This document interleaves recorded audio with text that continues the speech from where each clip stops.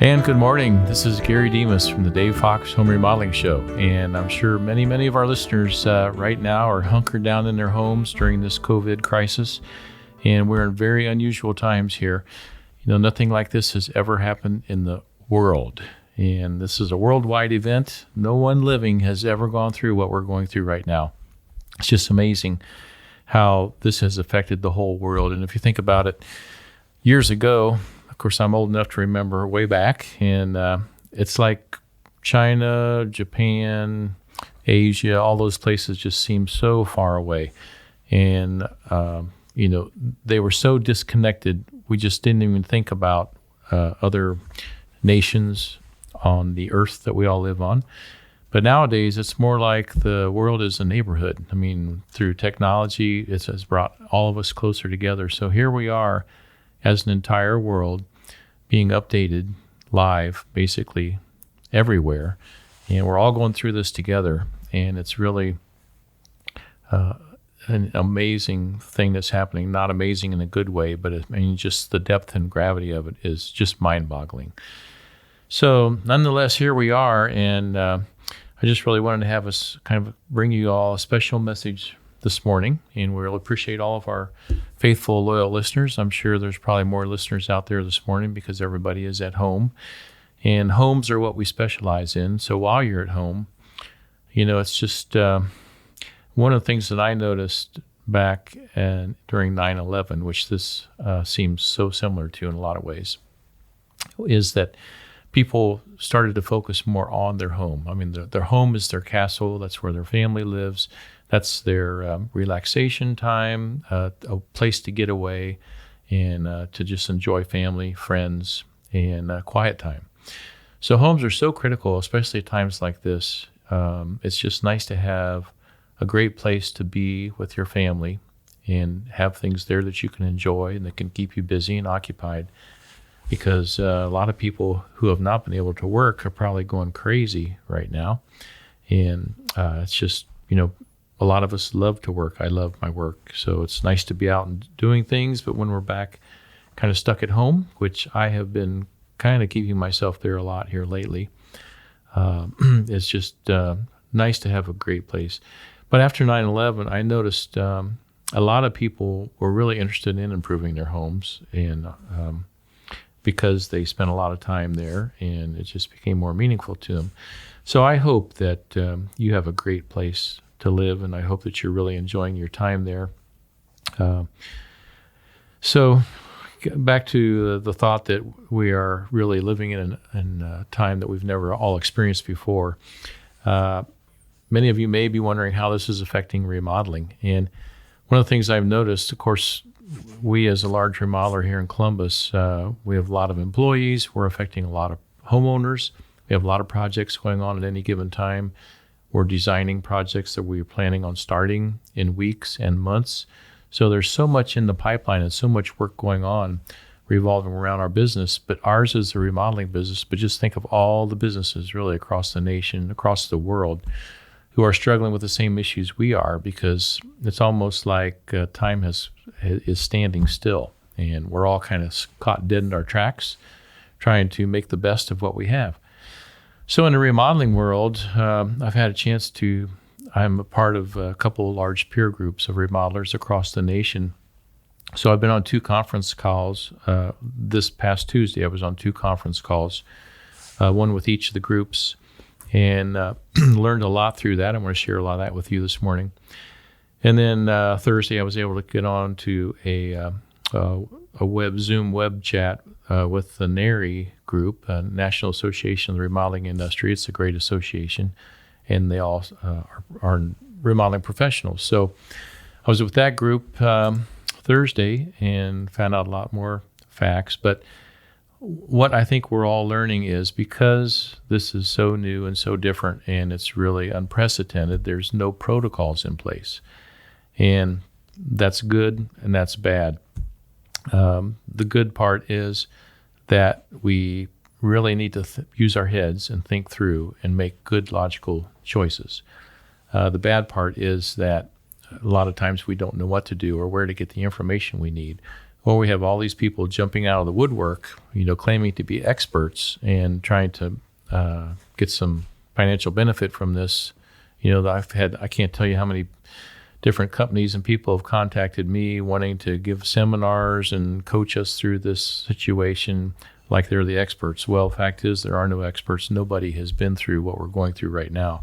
So I think what we have to do is just use good logic, use the good sense that the Lord gave us, make good decisions, keep things in mind that are important. And the important things are really the relationships, the families, the cultures that we have.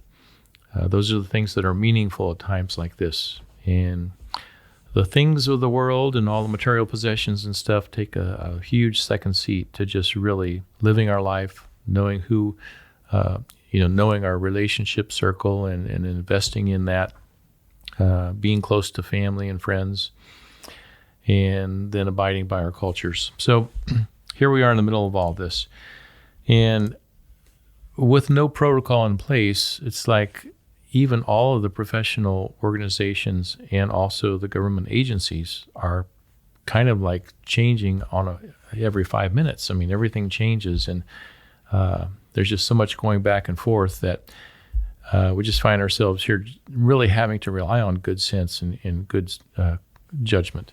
So that had a lot to do with how we've responded to this, because when this first came out, obviously the coronavirus and all the things that were happening in China and the information that we were hearing, it was hard to really gauge how important this was and what kind of an effect it would really have on everyone. And at first, if you were like me, it's like, well, I'm just going to watch this and see how it pans out, and I'm not going to be too alarmed.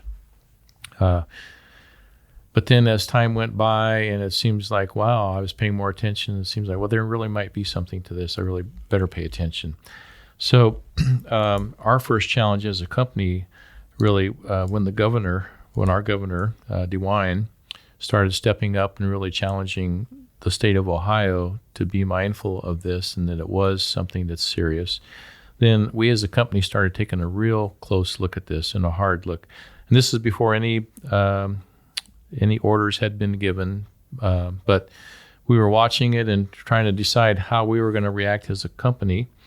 So obviously, with all the clients that we have, that's our first concern. We really care about all the people that we work for. We care about their families, and we care about our own people too. So our first challenge was before the stay-at-home order that came later. On Wednesday, the 18th, is when we really kind of took our first step, and we started to get really serious about this. So we said that morning, we decided to contact all of our clients and really just feel them out, get a feel for how comfortable they were having people in their home. We set some of our own rules in place because at that time, social distancing was being emphasized. So we decided, and keep in mind, this is before the stay-at-home order, that we asked that we just told our clients that we weren't going to have more than 3 people in any job at any given time. So we wanted to keep the numbers down to help keep them safe, to keep our people safe. We wanted to start implementing the social distancing protocol and the cleanliness standards of washing and sanitizing areas. So that's how we started with this. And at the time, we felt like that was a reasonable measure to take. Obviously, there's so much that was changing on a day-to-day basis, and communicating to our team was really challenging because I'm sure all of you are aware that the uncertainty is what kills us. And if you don't know what's going on, your head can drive you crazy. So we started communicating to our employees and, of course, through the managers. I have a great team of managers. So that communication and all that took place and all the changes is what I really want to chat with all of you about this morning. So we'll take a break. After the break, we will get right into that. Thank you. And I'm back, Gary Demas, with you here one-on-one. So I don't have any guests in the studio today. Our offices are pretty much vacant. There are just a very few individuals still working here just to keep things going. And we've got just a few people working out in the field. I wanted to update everybody on that as we go through talking about how the coronavirus has affected our company and remodeling companies in general. As I mentioned in the first segment, I had a chance to talk with a couple peer groups that I belong to, and these peer groups are of large remodeling companies across the nation. These are the best of the best, and it was really interesting to chat with them and find out how they're handling a lot of the issues that we're all facing. And I want to get into that here in just a little bit. But I want to pick up on where I left off on the first segment is when we were beginning to communicate to our team, how to handle this, because again, it's new. It's no one's ever handled this before. There's no protocols in place. So obviously, we're talking to our clients. We're talking to our managers, kind of establishing a protocol for us to abide by when there really was not much out there. And so that was no more than 3 on a job. Of course, we did cut off contact with reps. We pretty much kind of closed the showroom down except for special appointments, and just minimized our contact with people, with reps, and the number of people on a job. So that was our first step. So that was Wednesday, March 18th. And then we got the stay-at-home order. So that was Sunday, March the 21st. Well, that changed everything.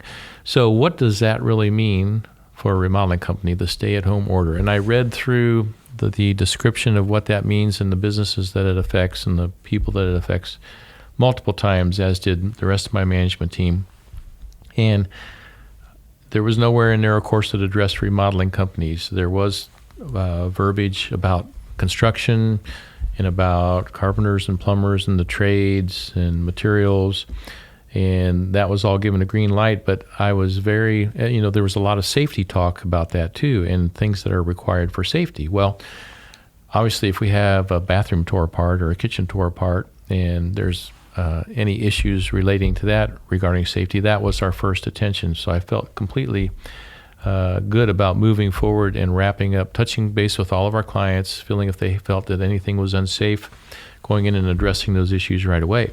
So that Monday morning, then, before we had any definitive answer, that was our first reaction. Okay, let's talk to all of our clients. Whoever has any issues that are safety related, we're going to get those taken care of right away. Well, when I first got into the office early on Monday morning, I had sent a couple emails out requesting information, one to our attorney and one to our NARI rep here. So it wasn't until about 1:30 in the afternoon that I heard some responses. And our attorney actually said that their professionals had looked through the verbiage and they indicated that remodeling was a construction activity, and we had the green light on that. So that kind of changed a lot of what we told our team that Monday morning, because I was really ready to shut down everything we needed to shut down, except for the safety issues and going and addressing people's homes. So now we're torn, because okay, if we are really allowed to work, should we? Is it really safety? So it really just came down to, what do our clients want us to do? So then I created an email to go out to all of our clients, and that was sent out through our sales team, because we really wanted to know, okay, how do you feel about it? And we knew that we were going to stiffen up our protocols if people wanted to permit us to work, and we were just going to kind of hand select projects. Now, we were really fortunate to have, I think, probably 8 different projects that were unoccupied at the time, which is really amazing. So people were either off on vacation or living somewhere else while we were remodeling, if it was a major project. So that was a no-brainer. If there's no clients there, then we could send enough people there to still maintain the social distancing. So that was really our guidelines there. We don't want to send so many people there that our own people are crawling over each other and not abiding by the social distancing. So we trimmed down the number of employees that could go to each space, and in many spaces it was only one person, because maybe it was a single kitchen, single bathroom, and there just wasn't enough room for distancing. So Really interesting times and all the things that we've gone through here. And my poor team, they've been communicated to differently so many times as things have been changing, that I've just been trying to encourage them, that this is a day by day and hour by hour thing. And my team has been great. This company is great. The culture here is great. I'm just so proud of all of our members, because we kind of work together as a family here, and we work for families out there in the Columbus area. So they've been great about it, but we have been changing protocol step by step as we get new information, and that's the way it is, right? With no protocols established for something as massive as this, the coronavirus, and how it's affecting people and how contagious it is, then we have to just use good judgment and move with the punches. So the punches have been coming, and we've been moving with them. But so that was before the stay-at-home order, and then on the 21st, we got the stay-at-home order. Then that Monday morning, changed everything. Then in the afternoon, we heard from our attorney. He said, yes, you can go ahead and start to work. So then we recommunicated to the whole production team, and at this time, we really wanted our people to feel comfortable working out in these conditions, because it's a two-way street. We certainly don't want it to infect or have any health effects on our clients, but we also want to protect our own people. So with both of those in mind, again, we had to talk to both parties. So we wanted our team to be comfortable working in people's homes, and vice versa. We wanted the clients to be comfortable.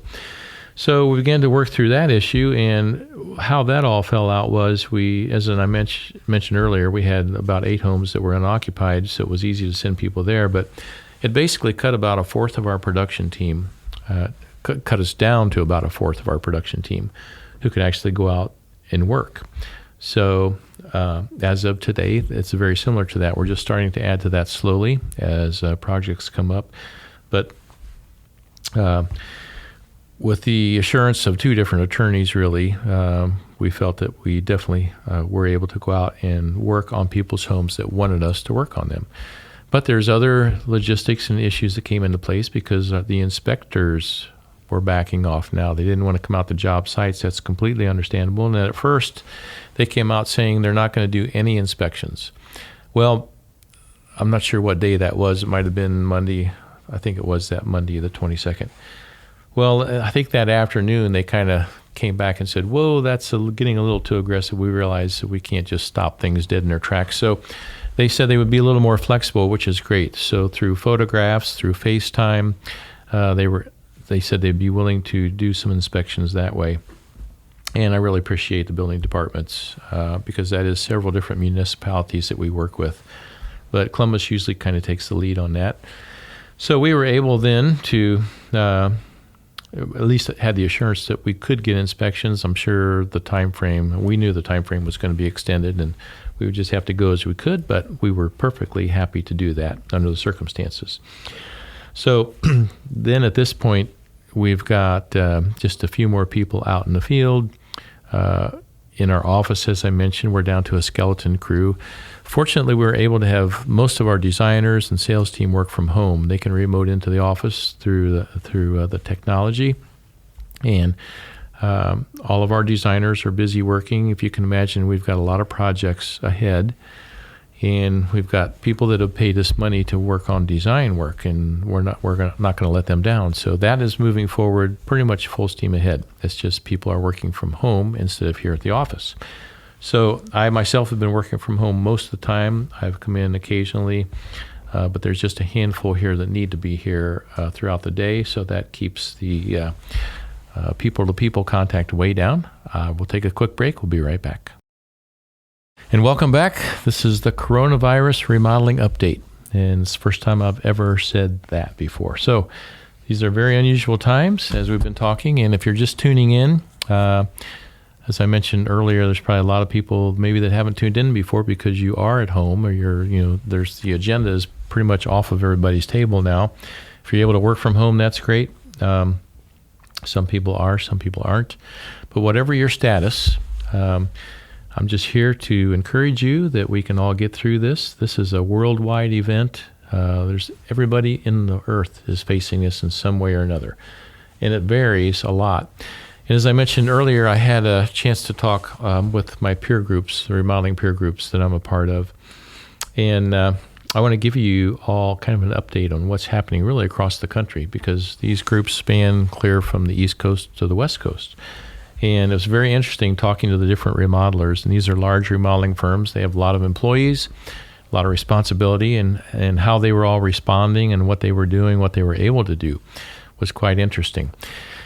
Generally speaking, it was like the further south you were, the less this was affecting people. And I have one of my remodeling companies in the group is down in Alabama. And he's Brett down there, has a great company and great employees. And he was saying that he was pretty much coronavirus proof down there. When that's great news. They had very few cases. Things were just pretty much moving along as normal in his neck of the woods down there in Alabama. So he was still full steam ahead, had all of his workers out doing jobs, was still getting leads for new work. So good for him down there, Brett. And then another company in South Carolina, and they were marginally affected by this. They were still working, still in people's homes, but not nearly as affected as we are here. And of course, in California, they are affected out there, and a lot of the companies, some of them had to lay off all their employees, pretty much stood still. Some companies were able to pay their employees for a 2-week period, and then we're just going to wait and see what happened after that. But definitely severely affected by this. And so many businesses, beyond remodeling have been shut down across the world and across our country. It's affecting everybody. So in the conversations, a lot of these remodelers were kind of giving their ideas on how they were coping with it and what they were doing. But one of the things that came up a lot was company culture. And I do want to just talk about that for a minute, because I'm sure all of you listening are part of some group. Maybe it's church, maybe it's your work, maybe it's some organizations that you're a part of. And each of those has a defining culture with it. And that culture, I think, is so critical, because that's the bond of relationship that you form in those groups. And in companies, I feel like our company has a terrific culture. I feel like it's the glue that keeps people together. And when you're going through a tragedy or a calamity or a major tragic event, that's not the time to build a good culture. That's the time that you need to depend on a good culture. Because it's a good culture that you've built in the good times is what carries you through these tough times. And I have to say that's what's happened in our company and in these companies that I was talking to, my peer group companies. These are all great companies. They're the top of the top. And they were so just talked so highly of their people and how they were responding to these hard times. And the culture became so meaningful in these discussions. Some of these people had to lay off their people, but they were calling each of them saying, "We're sorry this had to happen. We want to hire you back as soon as we can." Others, like I mentioned, were going ahead and continuing to pay their people for at least 2 weeks, even though they couldn't work. So a company is its people, and that's the way it is at Dave Fox here. I mean, I'm nothing without my team, and I've got terrific managers. There's 7 honorable management staff, and these are great people, and they are dedicated to the company. They care so much about the clients and the work that we do for all of you people out there. So we're each deeply concerned about the health and safety of all of our clients and our own people too. I mean, we love our own people, and they know that. So we've been through tough times before. Back in 2008, everybody remembers, I'm sure, the big recession, and that hit a lot of businesses very hard. 9/11 was a tough time to go through. Even the Y2K thing at the year 2000, if you remember that. There were different large events, and it's during those times that you really find out what you're made of and what your team is made of. And I've been so proud of how our team has held together and worked through all of these difficult times. And the same is true now. Here we are in a time, as I mentioned in the first segment, that is unique to the entire world. Never before in world history has anything like this happened that has affected every single nation on earth. So I've heard on the radio, I think this morning they were talking about how this will go down in history, and we'll be telling our grandchildren, and it'll be in the history books and all that kind of stuff. Well, we're living through it right now, and that's just where we are. We have no choice. So in the middle of all that, I would just want to insert a little bit of good news here. Many of you are familiar with Jamie. If you're loyal listeners, you've heard Jamie on here a lot. She's my marketing director. She does a terrific job. She just had a little darling baby girl, and so they're at home nice and safe, and everybody's well. So I just wanted to throw out a little bit of joy there to everyone this morning, and we're so excited for Jamie and her new family member. So again, as we talk about culture, I think faith is an important part of that, and I'm a man of faith, and I really do believe that faith helps bring you through all these hardships and times that are tough, and it's another thing that binds together and gives strength. My managers, as I was talking about, I'm not a person to put my thumb on people or watch things closely. I need to have good people, because I'm not interested in looking over somebody's back and making sure they do a terrific job all the time. It just doesn't interest me at all. I've got other things I want to worry about. But I want to make sure my team is doing a great job, that they are taking great care of their clients. And I need to hire really good people that are self-motivated, because otherwise I would fail. So I have that. I've got a fantastic team of managers, and I'm so proud of them. And they have passion for their work. They care about it. And I just feel like I'm kind of the captain on the ship, steering the ship, and I've got all this crew that's out there doing all the really important work. So my management team are the ones that I confide in the most. And of course, we've worked through these issues, the coronavirus and all the things that have been hitting us. We've talked through all of this.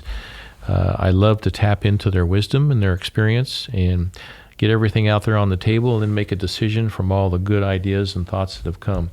So we work together well as a team, but I work through them.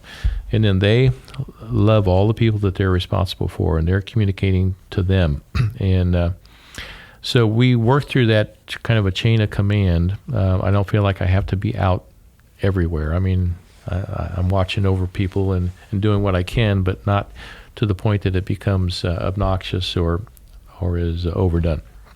So I've got my management team out there talking to my people, the production people, they're out there working with clients, and all of these changes that we've been talking about and the flexibility that we've had to have in our schedule has come through that chain of command. And I believe, I know my clients are being taken really good care of, because our team is communicating right on down the line through to the clients. And I was just talking to one of our project managers the other day, and he's been out on job sites and had some remarks from his clients that's saying, wow, you guys keep things so clean. We're not worried about you being here. And that just really meant a lot to him, and it means a lot to me. So here we are in the midst of chaos, and we're doing, just what we feel like we need to do. We're making the good judgment calls and doing the things that we feel are important. And that's what is important to us. Keeping things together, taking good care of our people, taking good care of our clients. So enough of that talk. I want to get on to some other things. We're going to take a quick break, and we'll be right back. Okay, it's Gary Demas back here from the Dave Fox bunker, hunkered down and in my little cave all by myself. So here we are, all practicing our social distancing during the coronavirus event, worldwide event. And I'm glad to have you listening in this morning.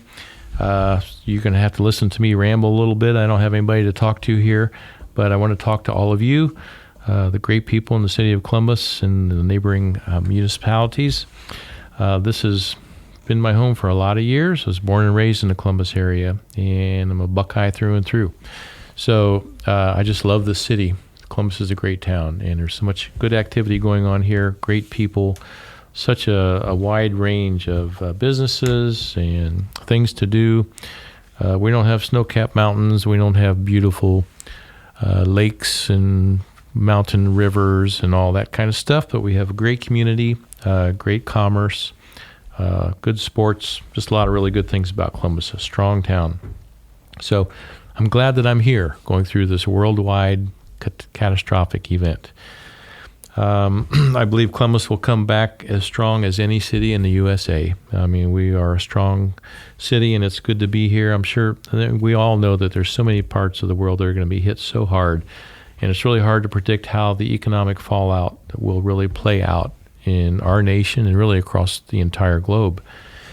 But this is where I would want to be for anything like we're going through. So I'm thankful for Columbus, the leadership here, and the commerce here, the businesses, everything that's happening. So, that being said, I want to move on to some more of the things that we're doing as a remodeling company here in the middle of this crisis. Obviously, we're all being used to not getting out and talking to a lot of people and rubbing shoulders with people. We're doing communication remotely on the most part, as I have most of my team working from home that can. Of course, we can't work from home and remodel your bathroom or kitchen, but in those situations, we have just one or two people out on job sites so that we can maintain our own social distancing to keep our own people safe, and also the clients. We kind of quarantine our workspaces off from the clients so that we don't have that contact. So we're doing everything we can do to keep life going as normal as possible. And I'm sure all of you are out there doing that. So one of the things we're doing with clients is more remote sessions, and I'm sure everybody by now is familiar with the Zoom app. I mean, Zoom, I wish I had stock in Zoom. Zoom has to be probably used, I can't imagine how many million times a day now, because we're doing so much through Zoom. So it's a great little app. We've been doing family things through Zoom. There's a lot of business things I've been doing through Zoom. So we as a company, I know a lot of companies now are working out remote technology for even design presentations. So if we had a nice design plan for your kitchen, bathroom addition, or basement, we can work remotely and work through those issues via technology. So that's great. So we can avoid the face-to-face and the confrontations and avoid the social distancing issue altogether since we're remote. So that we're beginning to put into place, and a lot of the remodeling companies across the nation are doing that the same. The peer groups that I mentioned that I talked to, they're all scrambling to kind of work through these technologies and coming up with new and innovative ways of communicating with clients while they're at home and while the company's at the company, or maybe it's a salesperson that's at their home that's making a presentation. So this is really just changing the way we do business all around the globe. And flexibility is the key, right? So speaking of homes, and because that's what we do, I mean, we work in your homes. We want to make your homes really your castle, your refuge, your fortress. And at times like this is when you realize how important that is to have a home that's really a pleasant home to be in. You've got everything you need there to hunker down. I know I feel that way about my home. I love our home. Loyal listeners here know that I work on my home a lot. I love working with my hands, love working out in the field, but haven't been able to do that for many years because I've been running the business. So my chance to work with my hands is, number one, my guitar hobby, which I love building guitars and playing them. But number two, I love remodeling my own house. So the house that we're living in now, we've been there 4 years, and so far I've remodeled 2 bathrooms, the kitchen entirely, built some new rooms down in the basement, a music room down there. So I put a lot of effort and work into the house and money. And fortunately, I'm able to do that work myself because I do it because I love it. Most of our clients either aren't able to do it themselves or are so busy doing other stuff they don't have the time to. So thank goodness, because I wouldn't have a job if you folks didn't hire us to do that work. But your home is your fortress, and never before, I think, are we aware of that as much as we are now. Or if you think back to 9/11, it was the same thing. Home became so much more important. And your home needs to be a place of refuge, a place of safety, a place of comfort.